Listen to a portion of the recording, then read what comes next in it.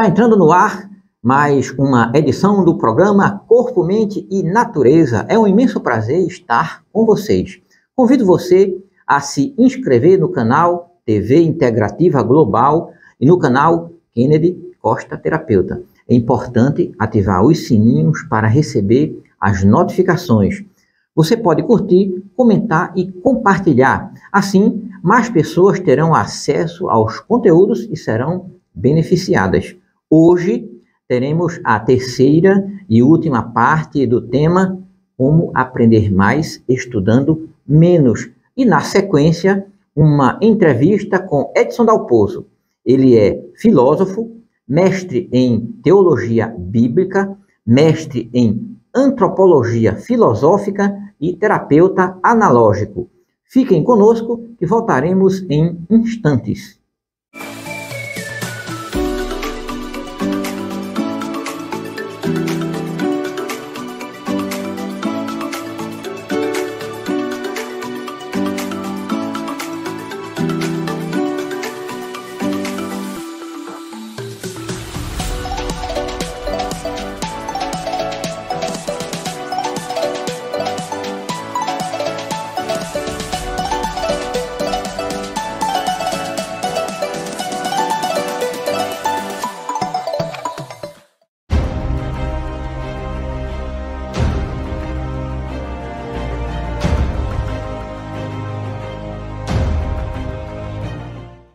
Sou Kennedy Costa, iridostomatologista, terapeuta corporal e hipnoterapeuta master. O tema de hoje, como aprender mais estudando menos. Nos programas anteriores falamos a parte 1 e a parte 2.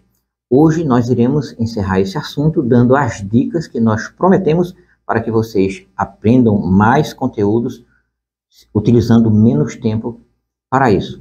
Nós falamos aqui sobre neurociência, programação neurolinguística, neuróbica, neuropsicologia e vimos que tudo isso é importante para desenvolvermos a nossa mente, o nosso cérebro e inclusive as nossas capacidades cognitivas. Nós vimos aqui que é preciso ter treinamento e nutrição. Não só o corpo, mas o cérebro também precisa malhar, se exercitar, se esforçar. O cérebro vai criar rotas neurais para nós aprendermos com mais facilidade e toda vez que nós formos desempenhar aquela tarefa, aquela atividade, faremos isso com mais rapidez e com mais perfeição devido a essas ligações que foram produzidas pelos neurônios, essas conexões que foram produzidas pelos neurônios. Vamos falar aqui de software e hardware. Hardware é o equipamento, no caso um computador.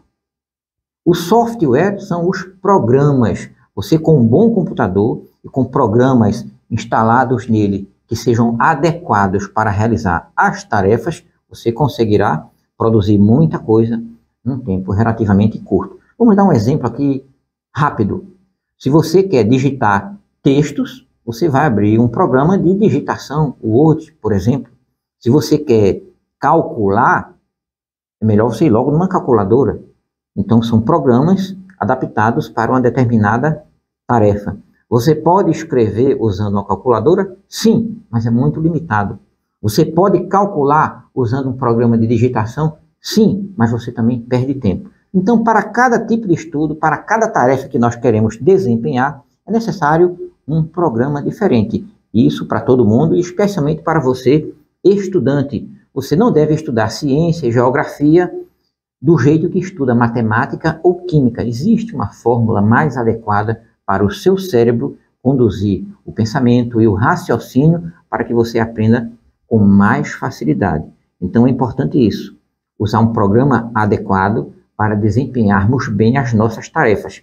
Mas é de fundamental importância desinstalar os programas que são prejudiciais, que muitos têm eles guardados, programados em sua mente. Vamos dar aqui um exemplo de um programa que, principalmente, muitos estudantes falam. Eles dizem assim: eu estudo muito, mas na hora da prova eu esqueço. Isso é um programa. Eu não consigo entender. É um programa. Eu não tenho paciência. é um programa. Eu aprendo, mas quando eu fico nervoso, esqueço tudo. Tudo isso são programas. Essas palavras se transformam em programas, em padrões cerebrais, e nós estaremos sempre realizando as coisas da forma menos eficiente. Não teremos benefício agindo assim. Então é importante se livrar dessas palavras negativas, porque elas conduzem a padrões negativos. Nós até já falamos em outras ocasiões. Tudo começa com o pensamento. Do pensamento vêm as palavras. Na verdade, as palavras são os pensamentos em ação. E essas palavras vão se tornar ações, obras. Essas obras vão se tornar hábitos. Esses hábitos vão se tornar padrões cerebrais que, consequentemente, determinam o nosso destino. Então, é importante o que você fala, você precisa cuidar no que você fala, porque as palavras são poderosas e contribuirão para instalar um programa negativo na sua mente. Em vez de dizer isso, diga: vou me aperfeiçoar para aprender mais, vou cuidar do meu corpo, vou cuidar do meu cérebro, vou cuidar da minha mente consciente e inconsciente, vou ser feliz, vou aprender melhor. Mas não é só dizer, é treinar o cérebro. Isso determina esforço. Precisamos malhar o nosso cérebro. Nada vai cair do céu. Já falamos isso outras vezes. Você precisa exercitar sua mente. E falar em exercitar a mente, vamos falar um pouco aqui sobre a neuróbica. É a ciência que estuda os exercícios mentais ou cerebrais através dos 5 sentidos. Quanto mais sentidos nós utilizarmos no aprendizado, mais conexões neurais se formarão na nossa mente e isso vai contribuir para um melhor aprendizado. Você pega um livro para ler. Se você lê em voz alta, você também está mexendo com os músculos da boca. Existem mais órgãos, mais sensores envolvidos no aprendizado. Automaticamente, você também escuta. Então, seus ouvidos também serão aguçados. Então, tem mais sentidos, tem mais órgãos do seu corpo envolvidos nesse processo de aprendizado. Outra coisa muito interessante na hora de aprender é a emoção. Você está com o estado mental e emocional equilibrado, concentrado, vai contribuir para isso. Vou fazer aqui um desafio para você e vocês que estão me ouvindo. Você tem um conteúdo para estudar e o seu tempo é pouco. E você não tem tempo de estudar. E agora, como é que fica? É um desafio para o seu cérebro. À medida que você desenvolve suas habilidades mentais e cognitivas, seu cérebro consegue cumprir esses desafios, alcançar as metas, driblando os obstáculos, e você vai se aperfeiçoando a cada dia. Isso não é da noite para o dia, mas você consegue sim. Você começa com atividades mais simples, se desenvolve tanto que vai chegar ao ponto de tarefas complexas conseguir fazer com menos tempo. Eu não estou falando aqui só de conhecimento e de informação. Eu estou falando da maneira como isso é colocado no nosso cérebro e como nós vamos fazer para lembrar desses conteúdos depois. Falando ainda de computador. Qual é a principal função de um computador? Tem várias, mas a principal eu costumo dizer, ela em apenas 2 palavras. A principal função de um computador é processar dados. Então, se você organiza esses dados de forma correta na sua mente, isso é possível fazer, podemos dar essas dicas mais adiante, fica mais fácil de você processar e você ter respostas mais rápidas para as perguntas, para as tarefas, para as questões do dia a dia e, inclusive, para uma prova de conhecimento que você esteja realizando. Então, é importante esses detalhes. A emoção faz grande diferença na hora do aprendizado e a quantidade de sentidos que nós utilizamos para isso. Já falamos aqui que o cérebro cria essas rotas neurais durante as atividades e através dessas rotas neurais há mais conexões entre os neurônios e aquele mapa fica na sua mente e fica mais fácil de você aprender o assunto e de realizar as tarefas do dia a dia. Lembrando que quanto mais conexões neurais nós fazemos, maior será a nossa agilidade mental, a qualidade do conteúdo, e isso é importante para as nossas vidas. Inclusive, as células nervosas, quando são exercitadas, elas produzem neurotrofinas. É uma espécie de nutriente para o próprio neurônio. Quanto mais atividades nós fazemos, mais neurotrofinas são produzidas, maior a nossa agilidade cerebral, mental, maior as conexões entre os neurônios e é mais complexa essa rota neural que ativa a nossa memória. Então agora nós vamos falar sobre as duas etapas da aprendizagem: a codificação e a consolidação. A codificação é o ato de receber a informação, codificar e reter ela no nosso cérebro. Mas isso aí precisa de um tempo de exposição. Não é só olhar e pronto, você precisa se concentrar, você precisa analisar, você precisa focar. Aí essa informação ela entra no seu cérebro e vai ser retida. Lembrando que é importante você definir o que é importante para reter, para codificar aquilo que realmente interessa. Depois disso vem a consolidação. Para seu cérebro interagir melhor com essas informações, você precisa da consolidação, e essa consolidação ela se adquire através de pausas. Existem as pausas menores e a pausa maior. Qual seria a pausa menor? É você estudar alguns minutos, dar uma paradinha, olha para longe, olha para o horizonte, porque você descansa o seu cristalino, a lente que você tem dentro dos olhos. Se você está o tempo todo estudando com os olhos fitos no livro ou no caderno, sua mente cansa, porque primeiramente sua visão cansou. Levante-se a cada 20 ou 30 minutos, olhe para longe, respire, que isso vai irrigar o seu cérebro com mais oxigênio, você ficará mais tranquilo e é uma pausa para a consolidação. Tem pessoas que usam estimulantes, estão prejudicando essa etapa do aprendizado ou da aprendizagem. Primeiro, codificação, estabelecer o que é importante para ajudar a reter o que realmente é de fato importante, e a consolidação. Outra coisa importante na consolidação é a pausa maior, ou seja, o sono. É no sono que nos recuperamos, que o nosso corpo descansa, que o nosso cérebro descansa. Isso é fundamental, codificar e consolidar. Queimando essas duas etapas, o aprendizado vai ser prejudicado. Aí você diz, eu tenho muita coisa para estudar. Você já deu uma mensagem negativa para o seu cérebro, porque o cérebro quer poupar energia. Ele procura coisas mais simples, como assistir um filme, uma coisa mais divertida, mais leve. Então, se tem muito assunto para estudar, você divide em conteúdos menores e diga para o seu cérebro que tem pouca coisa para estudar. Você já alivia uma carga para o seu cérebro. E essa questão de diminuir conteúdos era interessante. O que é que você pode fazer? Você está numa mesa, vai estudar, traga para a mesa só o que interessa. O ambiente deve estar limpo, acomodado, as coisas bem organizadas para não ter poluição visual. Isso também vai prejudicar o seu aprendizado. Então, outra dica que nós vamos dar para você é que você precisa estabelecer o que você quer aprender.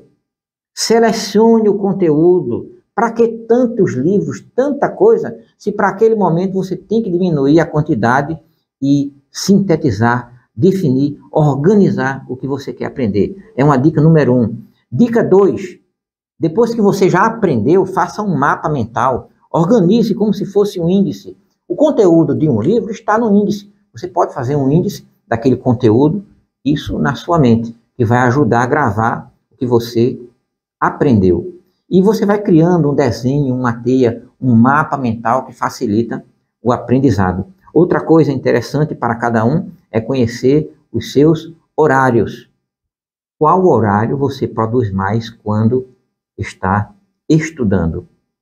Não adianta estudar cansado, sem disposição, sem agilidade mental. Você tem nos dias o pico de inteligência. Isso varia de pessoa para pessoa, mas existe um padrão. Se você quer ter mais informações sobre isso, é só entrar em contato conosco, que nós temos um programa para reprogramar a mente e turbinar o cérebro. Esse programa, ele é personalizado, ele é individual, ele é adaptado para qualquer pessoa, aliás, para cada pessoa. Ele não é igual para todo mundo.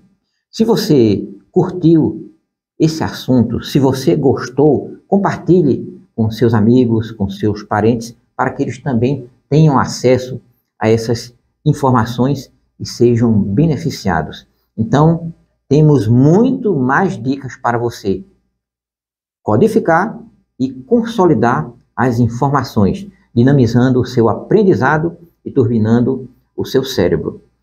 Convidamos você para se inscrever no canal da TV Integrativa Global e no canal Kennedy Costa Terapeuta. Sinta-se à vontade para ativar os sininhos, para receber as notificações, curtir, comentar e compartilhar. E se você deseja mais informações sobre esses nossos conteúdos, acesse o link abaixo e entre no grupo do Telegram, onde nós estaremos sempre apresentando dicas exclusivas. Obrigado e até a próxima.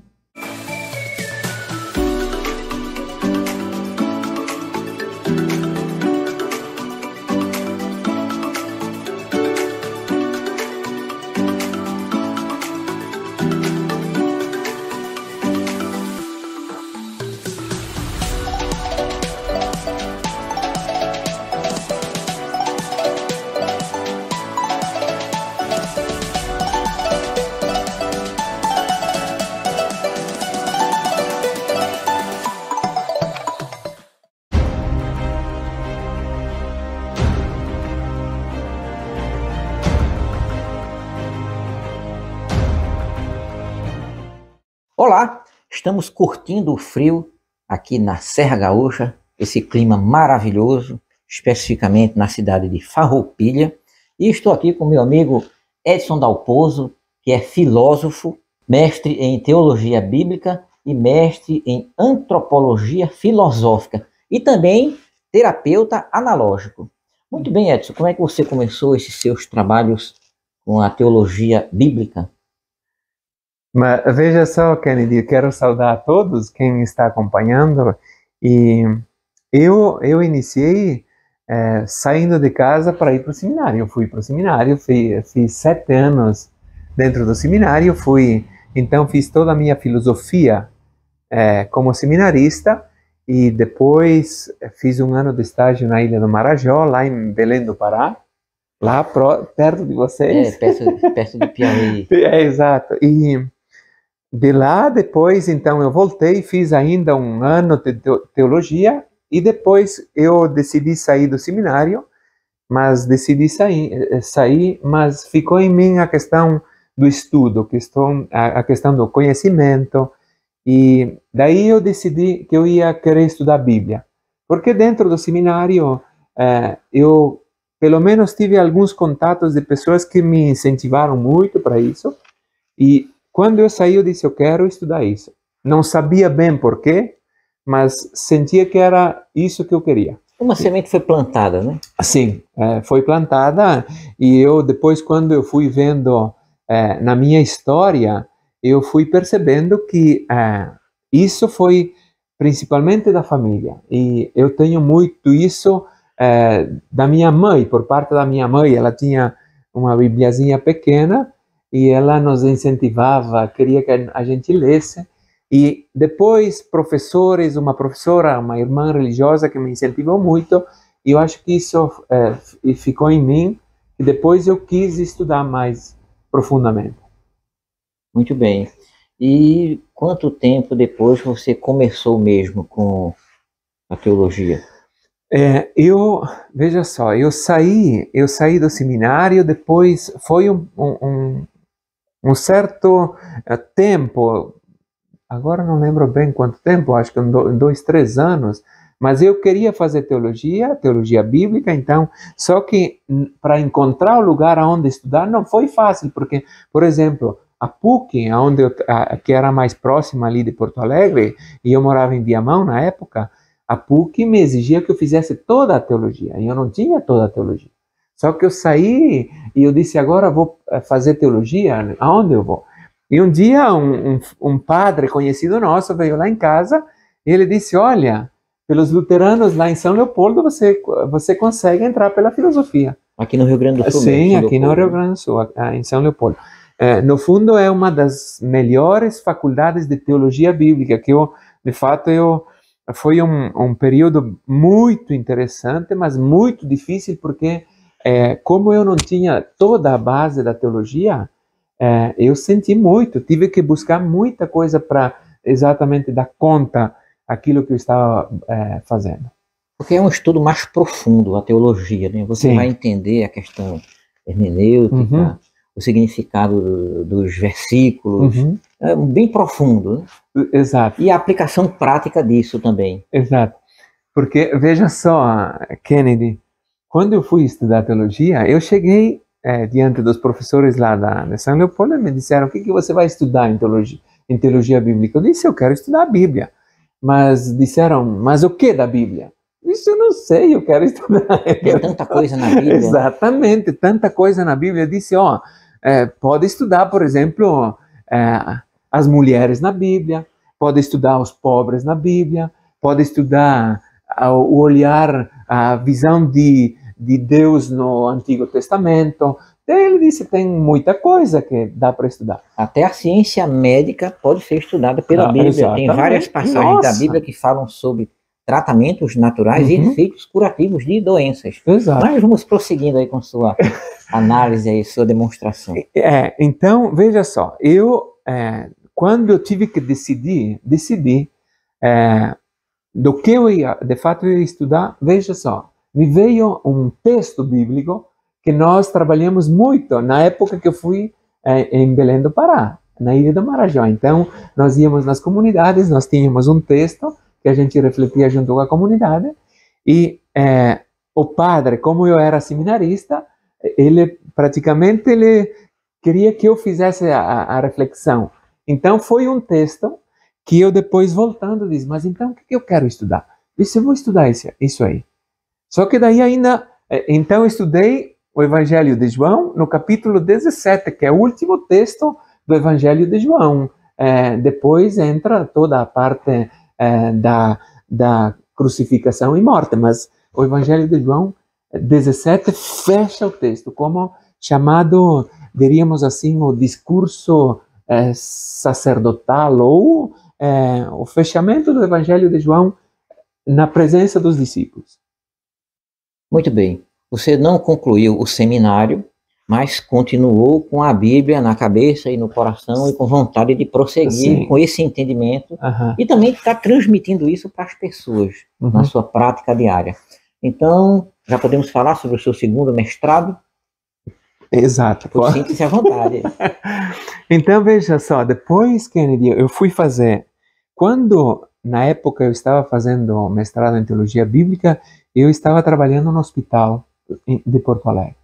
E ali eu comecei a me dar conta de uma coisa. Eu disse, como é que a gente vai ajudar as pessoas a entenderem que, de fato, nós temos uma riqueza tão grande no Evangelho, mas que muitas vezes é muito mal compreendida, ou às vezes é de uma forma superficial. Por quê?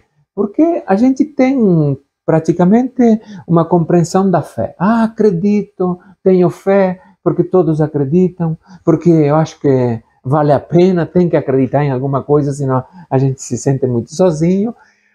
E ali eu comecei a perceber e dizer, não, me parece que tem algumas coisas diferentes aqui. Por quê? Porque eu disse, comecei a comparar também com a medicina. Eu disse, não adianta nós termos um ótimo remédio se a gente não sabe como aplicar. Se a gente não sabe como aplicar, de certa forma, não faz lá todo o efeito. E daí eu comecei a me perguntar, eu disse, tenho que, de certa forma, voltar agora para dizer como é que a gente entende, então, o ser humano dentro desse processo daquilo que de fato, a teologia bíblica me despertou. E ali eu comecei então a dizer, quero voltar, e me veio na mente a antropologia. Porque, antropologia filosófica. Exato, antropologia filosófica, que foi uma disciplina ao qual na filosofia me encantou. Eu tive um professor muito brilhante na área da antropologia, e ali eu disse, não, vou ter que voltar à antropologia. E logo depois eu fui trabalhar na Universidade da PUC. Então eu disse, agora é o momento de eu aproveitar esse tempo para exatamente aprofundar esse tema. E eu fui no departamento da filosofia, eu disse, olha, eu quero estudar isso, se dá para estudar isso, eu vou estudar, senão eu disse, não me interessa. O diretor lá disse, vem que nós vamos conseguir. Ele disse, já te dou o nome do teu orientador, e entrei exatamente para fazer antropologia filosófica, para entender o quê?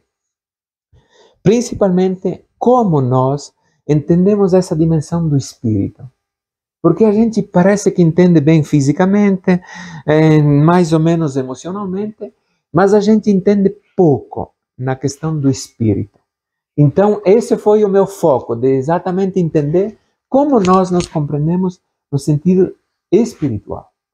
Então, para mim foi uma coisa muito interessante. De fato, foi algo que me ajudou muito a compreender como também, veja só, aquilo que é de fé se conecta com o ser humano.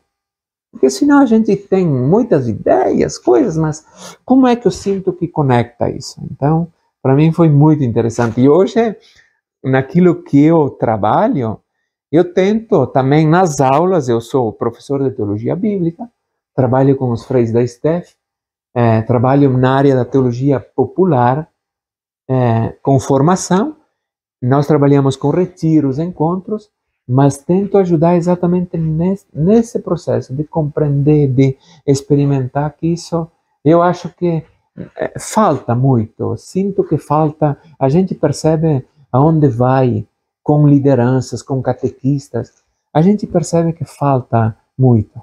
Então, você primou pela necessidade de compreender e fazer as pessoas compreenderem de fato o sentido espiritual de uma forma mais profunda e aplicar na vida diária. Sim, veja só, que aqui, Kennedy, para mim, exatamente ultrapassa o sentido religioso de participar da missa, eu cumpro um rito e já tá bom. Não, exatamente. Não é só religioso, é espiritual. É espiritual, exatamente. Que aqui tem umas diferenças que nós não dá para trabalhar aqui, mas tem as diferenças, por quê?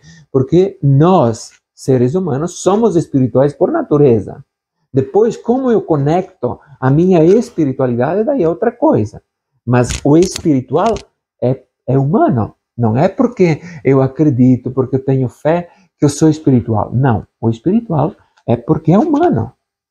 Independente da fé, sim, ele pode desenvolver esse lado espiritual. Sim. Independente de dogma ou de crença, ele tem essa capacidade.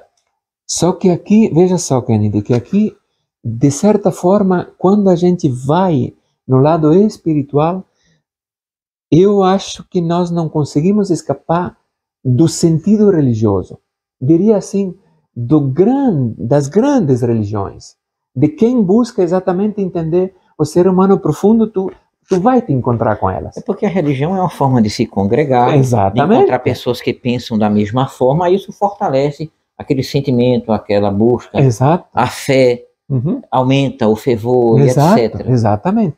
E ali, não só pessoas com a mesma fé, mas pessoas que, de certa forma, vão aprofundando, compreendendo, experimentando algo que às vezes você na mesma fé não tem e que essa pessoa te ajuda. Eu tenho livros, por exemplo, eu tenho pessoas que de fato me ajudaram. Eu tenho alguns livros que para mim são base. Por quê? Porque ali me ajuda naquilo que eu busco. Eu entendo. A religião não seria o caráter essencial da coisa, mas ela é importante. O fato intrínseco, o fato mais importante aí é o ser humano compreender essa dimensão espiritual de uma forma mais profunda, Sim. independente da religião, Sim. embora a religião também seja importante. Sim. Então, ao passo que você se aprofundou e conheceu melhor, fica muito mais fácil de você transmitir para as pessoas que estão fazendo um curso contigo, ou mesmo ouvindo uma mensagem, uma palavra, independente de ser um curso. Isso ajuda a aprofundar mais no texto. Sim. Bíblico ou não, porque à medida que você desenvolve, você fica apto a se aprofundar em qualquer coisa que você vê pela frente. Exato. Qualquer matéria você aprofunda. Exato. É o desenvolvimento da mente. Exatamente. O desenvolvimento da mente que te faz, a partir daquilo que você experimenta, daquilo que você, a partir de agora, compreende, e que te ajuda, de fato, dá um sentido à tua vida, dá diríamos assim, um entendimento de que você está no caminho certo. Dá um norte. Exato. Dá um norte, exatamente. Uma ordena. É algo que vai te ordenando como construção. Eu gosto muito de entender, tanto que fui entender, por exemplo, na antropologia filosófica, que o ser humano se constrói. Isso para mim foi uma coisa muito interessante, porque humanos nós somos. Mas agora quero me construir o quê? E no fundo a antropologia filosófica diz assim, nós de fato temos que nos construir pessoas, porque humanos nós somos, mas pessoa. Daí tem todo o processo de como é que eu vou me compreendendo e me construindo como pessoa, porque depois tem o termo persona e todas essas coisas que não são detalhes que depois a filosofia vai trabalhando, mas é uma coisa muito interessante. E você se sente realizado nessa missão?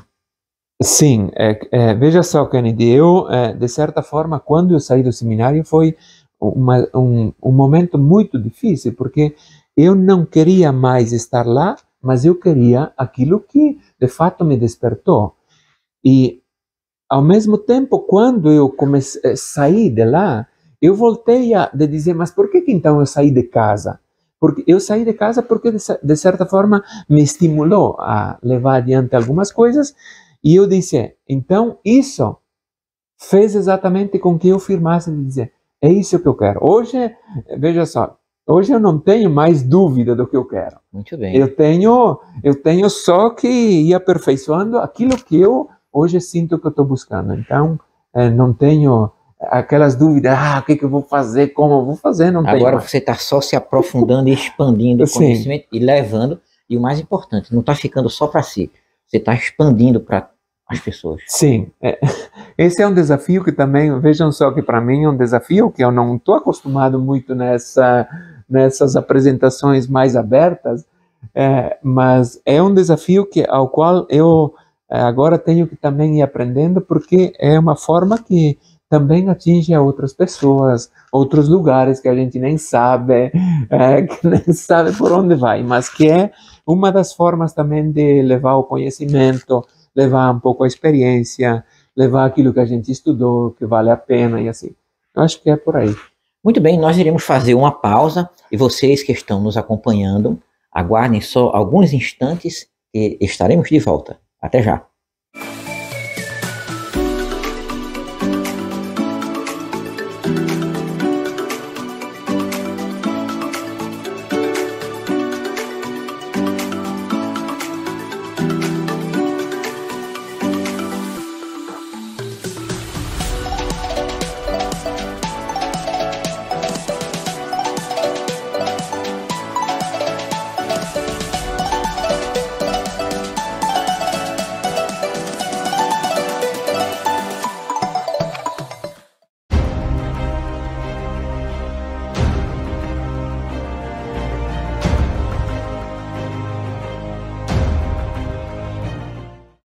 Olá, estamos de volta aqui no programa Corpo, Mente e Natureza, pela TV Integrativa Global, e nesse último bloco nós continuaremos a entrevista com o meu amigo Edson Dalpozo. Eu já o apresentei no primeiro bloco, e agora nós iremos falar sobre terapia analógica. Ele é terapeuta analógico. Quero aproveitar aqui, Edson, para te dizer, nós já tivemos no primeiro bloco, eu observando as suas especializações. Eu também tenho curso de teologia, tenho mestrado na área de teologia, e esse curso que você está exercendo de terapeuta analógico, Eu também estou fazendo ele aqui no Instituto Analógico Despertar. Isso. Inclusive, eu faço parte da primeira turma aqui em Caxias do Sul. E nós vemos que temos muita coisa em comum, né? A gente vai conversando e na entrevista eu já fui percebendo isso. O Edson, ele atende em outras cidades, mas atualmente ele mora aqui em Farroupilha, atende aqui em Farroupilha. Eu também tenho o prazer de estar atendendo aqui nessa cidade maravilhosa, um entroncamento aqui na Serra Gaúcha. Muito bem, Edson. Como é que você começou, o que te incentivou a se tornar um terapeuta analógico? Veja só, Kennedy, então, a terapia analógica veio por um acidente da pandemia. A pandemia, né? A pandemia me tirou tudo que eu fazia, tudo, porque nós fazíamos, então, aulas, encontros, retiros, formações, tudo, saiu tudo, eu não tive mais nada.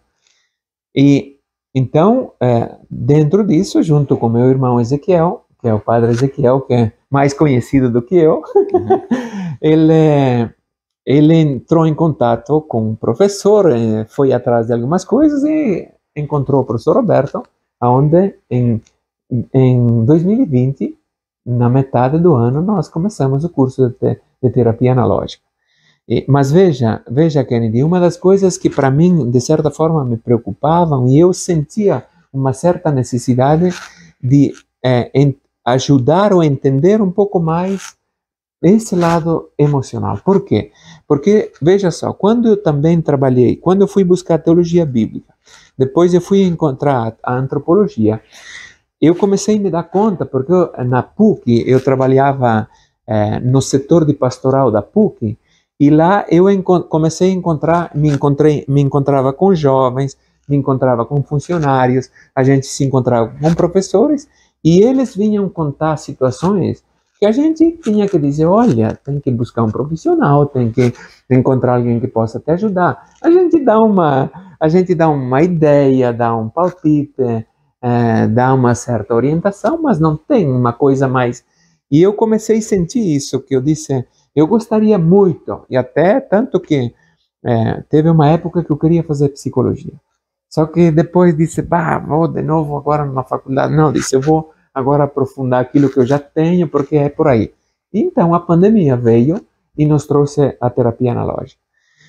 Foi uma coisa para mim muito espetacular. Na primeira semana, muito surpreendente e difícil, porque eu disse, o que eu estou fazendo aqui? Porque eu não entendia, não estava entendendo. É muito profundo, eu passei por essa etapa aí do estudo, realmente é um pouquinho desafiador. Sim, desafiador pela complexidade, pela carga de cultura, de entendimento que a gente precisa ter, mas depois eu comecei a conectar com uma coisa e outra, disse, aqui tem coisa boa. E ali, então, eu comecei a perceber que, de fato, era um dos campos que eu sentia necessidade e hoje me sinto muito bem, ao mesmo tempo que ainda sinto uma certa dificuldade em atendimentos, porque não são simples. São profundos. Sim. E também, outro nome do curso é Disciplinas Analógicas. São inúmeras. Entender a mente subconsciente ou inconsciente, tem que estudar muito mesmo. Muito. Sobre problema de sonho, problema de liberdade, problema de consciência. Traumas gravados, exato. Né? Como entender o processo, porque a gente atua exatamente porque, de certa forma, essas disciplinas nos ajudaram a entender como é um mecanismo interno da emocional. Eu quero aproveitar aqui para te dizer a todos que nos acompanham, é tão profundo esse curso. Olha, eu tenho várias formações, mas é o curso que eu me vejo com mais necessidade de estudar, porque é muito profundo. Conhecer a mente humana para ajudar as pessoas a se libertarem de uma programação negativa, de medos, de traumas, entre outras coisas. Sim. Tem que saber trabalhar. Inclusive, para você receber o certificado de terapeuta analógico, você tem que fazer uma tese, defender, submeter uma prova, fazer um estágio. É muito complexo isso.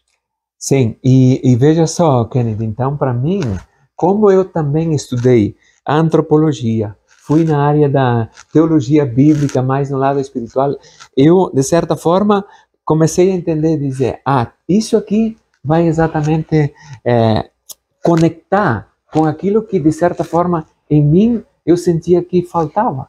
Por quê? Porque era a parte interna que a gente tem mais dificuldade. Tudo que você estudou antes, inclusive os mestrados, toda a sua experiência, você consegue trazer para dentro da disciplina analógica, da terapia analógica, e com isso eu tenho até um resultado melhor. Então não foi perdido, foi uma boa experiência, um bom conhecimento e agrega. Agrega, sim.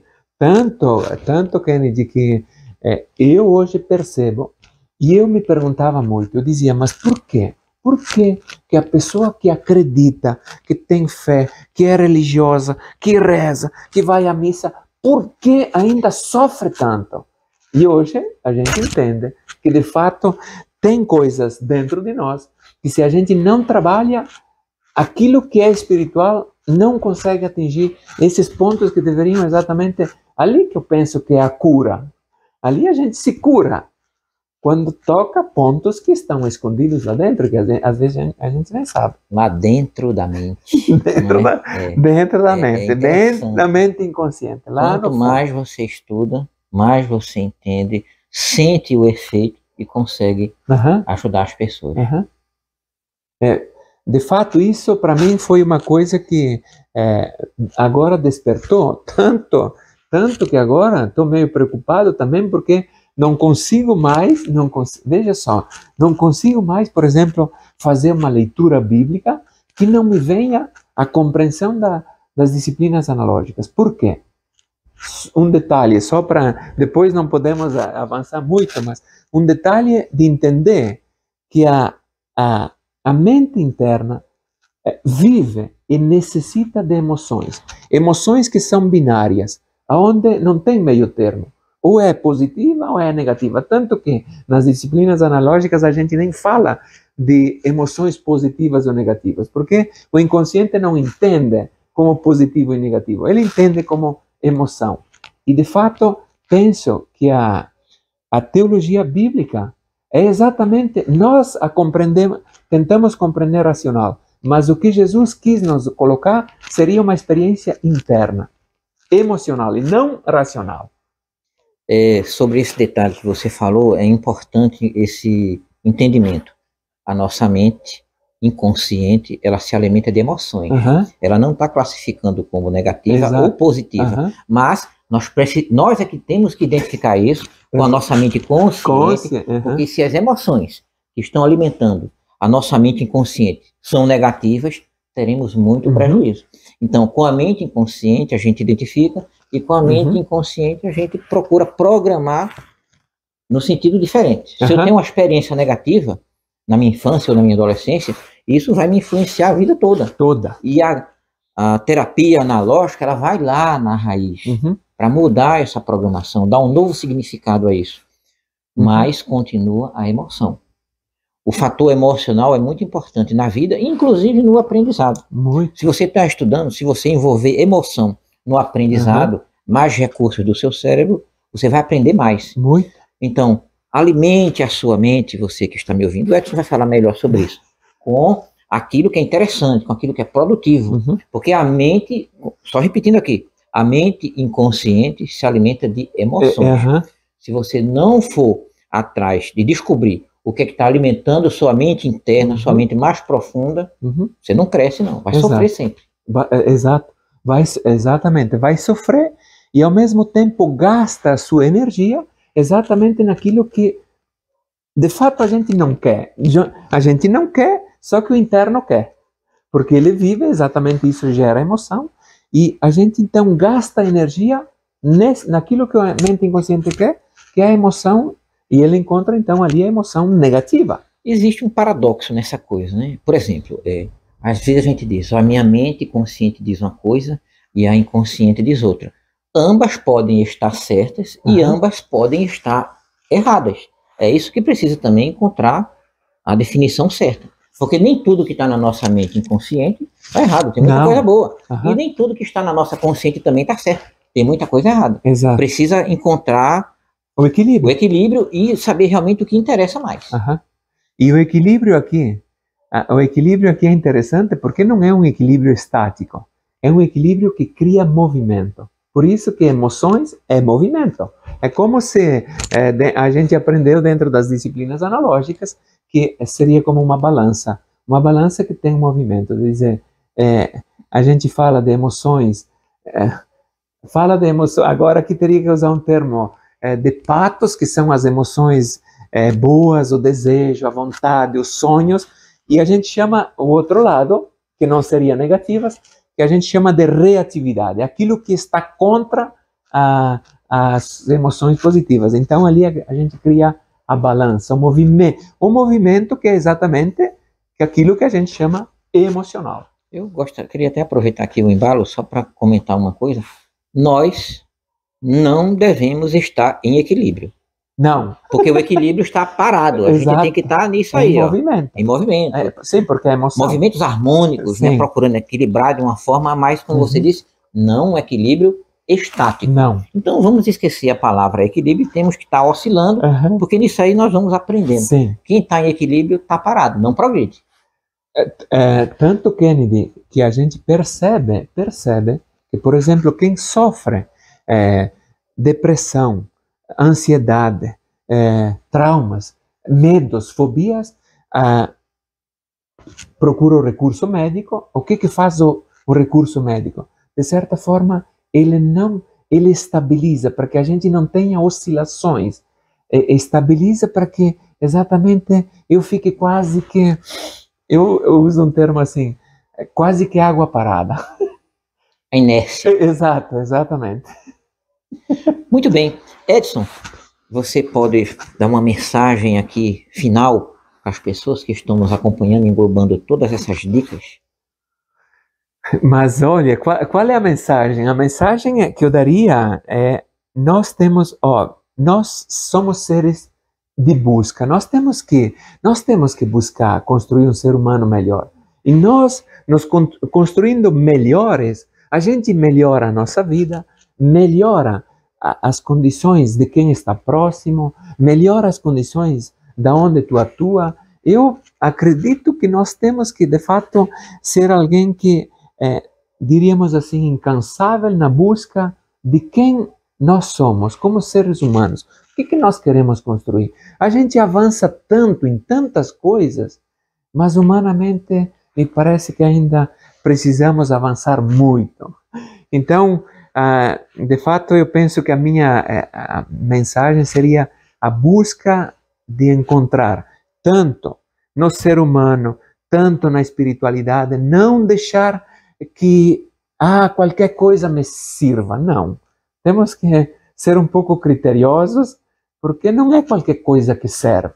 Temos que entender que precisamos construir coisa sólida e, diria assim, quanto mais sólida, ela mais se fortifica, mais eu vou exatamente firmando aquilo que eu busco e mais eu consigo passar para os outros. No mundo sólido, no mundo que hoje é líquido, a gente fala de mundo líquido, a gente tem que solidificar algumas coisas na nossa vida, que senão tudo passa e a gente aperta pouco. Muito bem. Obrigado, Edson, por estar aqui conosco no programa. Foi uma grande satisfação, uma honra. Muito bem, obrigado. Eu que agradeço. Agradeço, e quem está assistindo, quem sabe lá seja um motivo para também que abra a ideia de buscar algo a mais. Então, de fato, muito interessante. Obrigado, Kennedy, por essa oportunidade. Pois tá bom. Tchau, tchau. E o nosso programa encerra agora. Foi ótimo contar com a sua companhia.